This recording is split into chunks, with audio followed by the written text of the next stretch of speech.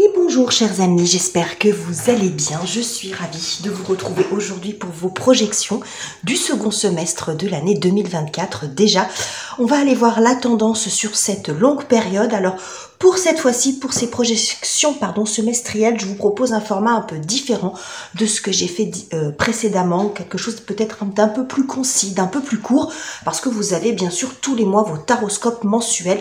Pour compléter tout ceci, vous pourrez me dire en commentaire le format que vous préférez.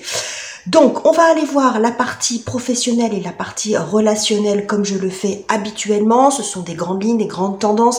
Donc, gardez bien recul, distance et discernement. Vous pouvez aller voir les vidéos de votre signe solaire, ascendant ou lunaire, évidemment. Et vous pouvez en profiter également pour aller voir ou revoir les projections du premier semestre. Ça peut être intéressant d'aller voir un petit peu comment ça s'est passé, comment vous avez vécu les choses de façon rétrospective. Voilà pour cette introduction, j'en profite pour vous remercier infiniment pour vos likes, pour vos commentaires extrêmement touchants, pour vos encouragements, votre présence et pour tous vos abonnements. Merci à tous infiniment et on se retrouve tout de suite avec votre tirage. Et c'est à vous les scorpions, bienvenue sur vos projections du second semestre de l'année 2024. Je suis très en retard les amis, alors sans plus attendre, on va prendre un arcane majeur du tarot de Marseille pour voir dans quelle atmosphère vous évoluez sur cette seconde partie d'année. Comme celle-ci, le pendu. Ok. Alors le pendu, quand on n'est jamais très heureux quand on voit arriver cette carte parce qu'elle évoque quand même beaucoup le blocage, le sacrifice, le fait de ne pas arriver à avancer, bon, d'être bloqué quelque part.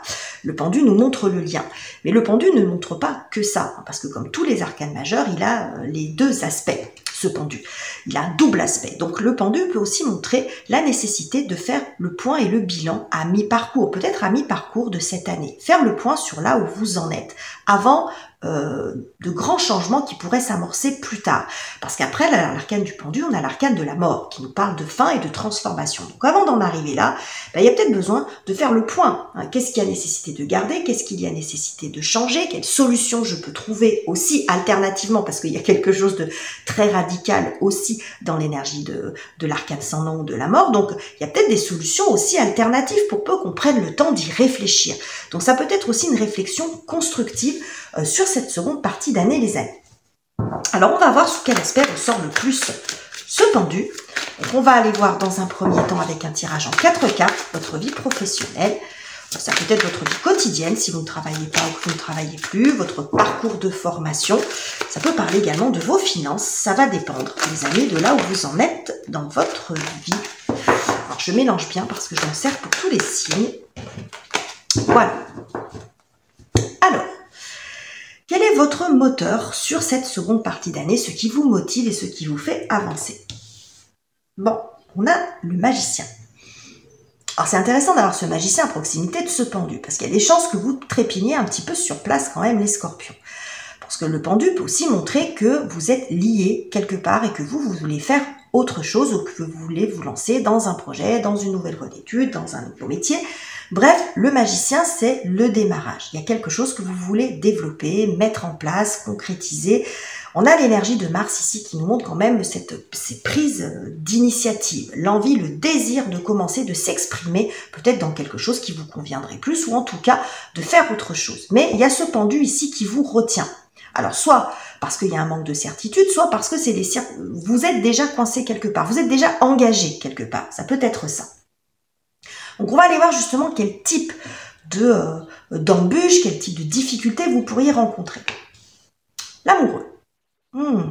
Intéressant.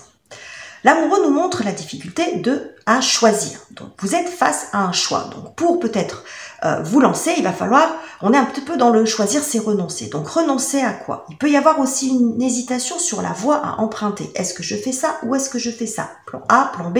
Bon, vous voyez, il y a de ça aussi. Donc il y a l'envie est là, c'est pas ce qui manque, c'est ce qu'on voit ici, mais il y a une difficulté à choisir. Donc le pendu peut aussi représenter ça. C'est votre difficulté à vous décider. Vous êtes, quand je vous voyez trépigner sur place, c'est un petit peu ça. C'est-à-dire que l'envie est là, vous avez envie de changer, mais en même temps, vous ne savez pas quoi faire. Vous ne savez pas quel chemin prendre ou comment vous y prendre. Ou ça peut être aussi la peur de vous tromper. La peur de vous précipiter, de vous tromper, vous voyez, toutes les difficultés qu'on peut trouver quand on est face à une décision, quand on est face à un choix. Vous mettez peut-être beaucoup de pression aussi par rapport à ce choix. C'est quelque chose ici, la leçon de l'amoureux en fait, c'est que si vous restez dans la posture ici, que vous n'arrivez pas à vous décider, vous ne pouvez pas passer sur l'arcane 7, c'est-à-dire l'étape d'après où on se lance. Et quand on est dans l'énergie du chariot, donc la carte qui vient juste après, eh bien c'est qu'on prend un chemin et puis j'ai envie de dire, on gère les difficultés au fur et à mesure. Mais là, il y a quelque chose un petit peu qui vous stoppe, comme si ce qu'on vous dit ici, c'est qu'il n'y a peut-être pas de choix idéal en fait. Voyez, et que ce choix, il est incontournable.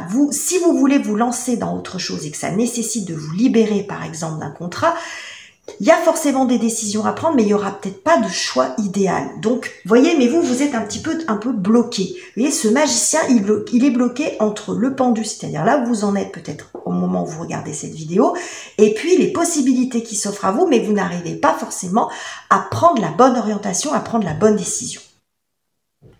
Alors, qu'est-ce qui vient vous aider, vous soutenir, les amis, dans cette démarche? Le 7 de coupe. Intéressant. Ouais, très intéressant. Alors, le 7 de coupe, souvent, ressort sous la carte de... on va souvent parler de confusion quand on est dans le 7 de coupe. Mais moi, ce que je vois ici pour vous, c'est qu'en fait, vous pourriez vous rendre compte, les amis, que vous avez plus de possibilités que vous ne le pensez. Là, on est un peu sur fromage ou dessert, j'ai envie de dire, c'est un choix, c'est ça ou ça. C'est comme s'il n'y avait pas d'alternative. Quand on est dans le 7 de coupe ici, c'est que vous avez peut-être plus de possibilités que vous ne le pensez. Et c'est peut-être pour ça aussi que vous avez du mal à vous décider. Parce que plan A, plan B, c'est peut-être pas suffisant. Il y a peut-être des chemins de traverse pour peu que vous ouvriez un petit peu vos yeux ou que vous fassiez preuve d'un petit peu plus d'imagination, de créativité. Le pendu, c'est aussi trouver des solutions alternatives. C'est ce que je vous ai dit tout à l'heure quand cette carte est sortie. Donc le 7 de coupe montre que vous avez soit des propositions, soit plus, moi c'est ce que je vois ici, plus de possibilités que vous ne le pensez et que votre choix il est peut-être trop restrictif et que c'est peut-être pour ça que vous n'arrivez pas à le faire. Donc on vous invite, vous pouvez aussi prendre ça comme un conseil, les scorpions, à explorer d'autres pistes. Alors, il faut faire preuve de réalisme, mais dans un premier temps, j'ai envie de dire, tant que vous ne vous êtes pas lancé, peut-être que c'est ça aussi l'énergie pendule. Il n'y a jamais rien pour rien dans la vie. Si vous n'arrivez pas à avancer, si vous êtes bloqué quelque part, c'est peut-être aussi qu'on vous invite à ouvrir les yeux sur d'autres voies que vous n'avez pas encore explorées, que vous n'avez pas encore envisagées, plutôt que de rester sur un choix binaire. Vous voyez, c'est un petit peu ce que j'ai ici pour vous les scorpions. Alors, où est-ce que ça vous mène tout ça sur cette fin d'année ou peut-être début d'année 2025? Waouh, 9 de coupe. Bon, visiblement, vous allez trouver ce qui vous convient. Alors, est-ce que ce que vous allez trouver va faire partie des deux pistes que vous aviez au départ et que vous n'arriviez pas à choisir, ou est-ce que ça va être autre chose? En tout cas, c'est quelque chose qui vous plaît. 9 de coupe, on est quand même dans la satisfaction. On trouve sa place quelque part. Hein. On trouve sa place, vous allez trouver quelque chose qui va vous convenir parfaitement, qui va convenir à ce dont vous avez besoin maintenant, qui va vous apporter du bonheur. Vous voyez, je pense que ce choix, vous allez arriver à le faire. Est-ce que vous allez arriver à vous lancer tout de suite? Je ne sais pas. Mais en fait... ce départ, il ne peut pas se faire tant que vous n'avez pas trouvé la voie qui vous convient et la voie qui vous plaît. Et à mon avis, c'est de ça dont il est question. Et c'est pour ça que vous êtes dans l'énergie pendue. Parce que ça pourrait montrer que vous pourriez vous lancer un petit peu bille en tête, un peu dans n'importe quoi. C'est changer pour changer, commencer pour commencer. Mais il y a besoin de baliser un petit peu les choses. Donc c'est un petit peu ce chemin qu'on vous montre ici, les scorpions. Après, bien sûr, vous prenez pas, vous faites exactement comme vous voulez. Hein, vous avez votre libre arbitre. Mais ici, ce qu'on voit, c'est que si vous êtes dans l'hésitation, c'est que vous n'êtes pas certain, parce que vous n'avez pas exploré toutes les pistes possibles. Alors, c'est pas pour ça que le choix auquel vous êtes confronté au départ, il n'y en a pas un des deux que vous allez prendre. Mais vous aurez plus la certitude de prendre la bonne décision si vous avez exploré toutes les autres pistes. Celle-là, elle est bien, celle-là, elle n'est pas bien, et du coup, ça va vous orienter, ça va vous soulager, vous aider à faire le bon choix. Donc voilà ce que j'ai pour vous, les amis, sur cette partie en lien avec votre vie professionnelle. Je trouvais votre tirage assez intéressant, je trouve, dans le cheminement qu'il propose. Donc on va voir maintenant ce qui se joue sur la partie relationnelle, les amis scorpions. On va aller voir la partie sentimentale. Voilà, je les avais bien mélangés tout à l'heure, mais j'ai dû interrompre le tournage. Il devait en être ainsi, on va voir ce que nous propose le tarot. Alors, dans un premier temps, comme pour le tirage précédent, on va voir quel est votre moteur, les amis, sur cette partie-là de votre vie et donc sur ce second semestre. Nous avons la tempérance. Très jolie carte. Alors, dans le secteur relationnel, la tempérance est une très jolie carte. Parce que la tempérance va nous parler de réconciliation, de communication apaisée, de la possibilité de se parler, d'une entente. Alors, le pendu, pour le coup, va m'apparaître ici plutôt comme un arcane de l'énergie du lâcher-prise. J'ai l'impression que vous essayez de rétablir le contact avec quelqu'un, à la relation à laquelle vous pensez, ou d'être dans une relation plus apaisée, avec des discussions possibles, et un point d'entente, à trouver peut-être un point d'entente, un point d'accord. Ça peut passer par une réconciliation, un dialogue retrouvé, mais c'est ce qu'on a dans l'énergie de la tempérance. Alors, elle n'est pas représentée ici comme ça, mais dans la représentation classique de la tempérance, on voit une femme qui essaye de mélanger des éléments qui ne se mélangent pas ou qui se mélangent mal. Donc, vous voyez, il y a un petit peu de ça. On essaye de chacun de mettre de l'eau dans son vin. Il y a vraiment cette énergie d'apaisement dans la tempérance. On n'est pas du tout dans l'excès. On n'est pas dans les éclats de voix. On n'est pas dans le fait de vouloir en découdre. On est dans le fait de vouloir trouver un terrain d'entente, un compromis, de renouer aussi par le dialogue. Et le but du jeu, c'est quand même d'apaiser la situation. Ok, donc ça, c'est ce qui vous porte. Et c'est ce qui vous motive, c'est peut-être votre objectif, en tout cas. Alors, quel type de difficultés vous pourriez rencontrer dans cette perspective? Le roi d'épée. Alors, ce roi d'épée peut représenter la personne, là où les personnes auxquelles vous devez faire face.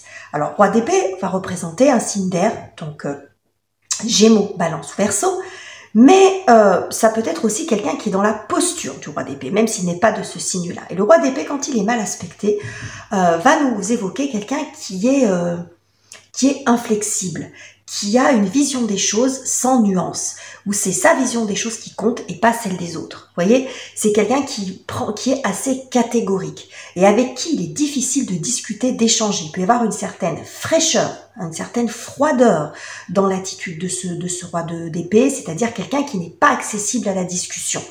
Soit parce qu'il est inflexible dans sa façon de penser, soit aussi parce qu'il peut être un peu rude aussi dans les mots qu'il utilise. Ou soit ne pas répondre du tout. Hein. Il peut y avoir de ça, mais en tout cas, ça montre un problème de communication avec quelqu'un qui voit les choses par le trou de sa lorgnette, pardon. C'est ce qu'on voit un petit peu ici. Donc, quelqu'un qui a un regard très froid et surtout qui est difficile de convaincre. Vous voyez, il y a un manque de souplesse d'esprit, il y a un manque d'ouverture d'esprit ici. Donc, vous jouez ici la carte du dialogue, mais vous êtes face à vous, vous avez face à vous quelqu'un qui n'est pas dans cette démarche ou qu'il est compliqué de convaincre, qu'il est compliqué de faire, alors peut-être pas changer radicalement d'avis, mais de s'ouvrir aussi un petit peu. Parce que quand on est dans l'énergie de la tempérance, il ne s'agit pas de renverser la situation. Il ne s'agit pas de vouloir, comment dirais-je, ne pas tenir compte de l'avis de l'autre. Mais c'est d'arriver à être dans un équilibre. C'est-à-dire, vous tenez compte de son avis, de son point de vue, mais il y a l'idée aussi que cette personne tiennent compte aussi de votre avis, de votre point de vue par rapport à la problématique peut-être qui vous oppose et qui vous préoccupe. Alors, qu'est-ce qui peut venir vous aider et vous soutenir dans cette perspective? 4 d'épée. Vous êtes très zen, hein, finalement, les scorpions. Hein. J'ai le sentiment ici qu'il y a une espèce de... Pour le coup, je retrouve vraiment l'énergie du lâcher-prise ici, en fait. Parce qu'on est vraiment dans une énergie de paix de l'esprit. Vous, en fait, tout ce qui vous motive, mais c'est ce qu'on avait déjà dans la tempérance, c'est de retrouver la paix. La paix en vous. Et j'ai envie de dire que vous êtes presque dans la démarche de dire, je tends la main, je tente la réconciliation, je joue l'apaisement et je lâche l'affaire sur le résultat. Peu importe ce qui se passera. Il y a l'idée ici d'être en paix avec vous-même, d'être en paix avec votre conscience. Vous voyez, c'est un petit peu ce que j'ai là. C'est-à-dire que là, vous jouez vraiment l'apaisement. C'est ce qu'on a ici. Donc, est-ce qu'il y a eu des clashs avant, des disputes avant? C'est possible. Mais en fait, votre objectif, vous, c'est de sortir de cette notion de lutte. Donc, ça donnera ce que ça donnera. Est-ce que, parce que quand on tend la main, il faut encore que l'autre en face la saisisse. Bon, vous êtes face à quelqu'un qui est un peu obtus, mais ça ne veut pas dire qu'il changera pas sa vision des choses, qu'il ne sera pas réceptif, il ou elle, bien sûr, ne sera pas réceptif à votre démarche, mais c'est comme si vous, à la limite, vous en fichiez un petit peu. Enfin, c'est pas que vous en fichiez, si ça fonctionne, vous serez, je pense, heureux et content, parce qu'autrement, vous ne seriez pas dans cette démarche-là, mais j'ai l'impression que l'objectif, quand même, pour vous, peut-être plus que la réconciliation, c'est de retrouver la paix de l'esprit. C'est retrouver la paix en vous-même et d'être en paix avec votre conscience, de dire j'ai fait au mieux, j'ai fait de mon mieux pour que les choses s'arrangent. Si la personne en face reste sur sa posture, moi j'aurais au moins eu le mérite de faire un pas vers cette personne. Vous voyez, j'ai ça un petit peu qui ressort sur l'ensemble de votre tirage des scorpions. Alors, où est-ce que ça vous mène tout ça? Oh, l'arcane de la mort. L'étape d'après, le 12, le 13. Bon. À l'issue de ça, donc d'ici la fin de l'année, les choses auront changé. Reste à savoir de quelle façon elles auront changé. Parce que bien sûr, tout dépend de votre volonté de départ et de comment va réagir la personne en face de vous. Mais quoi qu'il en soit, la relation sera différente. Il y aura un avant et il y aura un après. Donc la mort peut représenter la fin de la relation. Voilà, la personne en face, par exemple, ne saisit pas la main tendue, reste sur sa posture, vous lâchez l'affaire. Vous êtes en paix avec vous-même et la relation se délite, la relation prend fin. Mais ça peut être aussi la relation qui change profondément. Parce que l'arcane de la mort, c'est la carte de la transformation. Donc, la relation change en profondeur. Donc, l'issue, elle sera différente pour chacun d'entre vous. Mais le plus important, en fait, ce que ça montre, c'est que vous ne restez plus dans cette énergie du pendu, qui est quand même assez peu confortable et qui montre quelque chose de bloquant. Donc, il y a une évolution. Et vous en êtes quitte, vous en êtes quitte avec vous-même, vous êtes en paix avec vous-même. Je pense que c'est le plus important, parce qu'on voit quand même que c'est ce qui vous motive à la base. Donc, si la réconciliation a lieu, tant mieux, mais j'ai envie de dire que si la réconciliation n'a pas lieu, tant pis. Mais j'ai l'impression que vous, ce que vous souhaitez le plus, c'est retrouver quand même la paix en vous-même et la paix dans cette relation. Voilà. Et si c'est la paix avec l'autre, tant mieux, mais si c'est retrouver la paix sans l'autre, tant pis. Voilà. Mais vous ne voulez plus être dans cette situation qui est figée, qui est bloquée. Donc, l'issue, elle sera bien sûr très différente pour les uns ou pour les autres, mais l'important, c'est l'évolution, les amis scorpions. Donc voilà les messages que j'avais pour vous, chers amis. J'espère que ces tirages vous auront plu. N'hésitez pas à commenter, liker, vous abonner si ça n'est pas encore fait. Je vous quitte ici, je vous embrasse chaleureusement, chers amis. On se retrouve très bientôt pour de nouveaux tirages.